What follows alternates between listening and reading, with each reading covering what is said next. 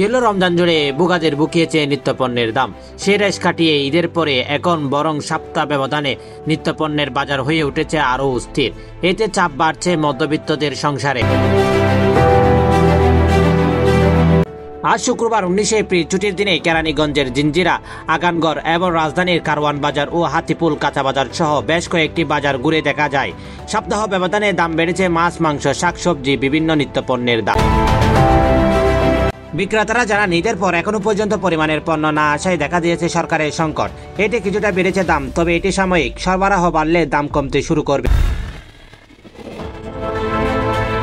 আর ক্রেতারা বলেন, রোজার আগে থেকে বাড়ছে পণ্যের দাম। রোজায় সেটি আরও বেশি ছিল, কিন্তু ঈদের পর সেই দাম বৃদ্ধির অব্যাহত থাকায় চাপ বেড়েছে নিম্ন ও মধ্যবিত্তদের সংসারে। ক্রেতারা আরও বলেন, সরকারের উচিত এখন নিত্যপণ্যের দামের লাগাম টেনে ধরা। শুধু পণ্যের দাম নির্ধারণ করে দিলে হবে না, সেটি বাস্তবায়ন করতে হবে।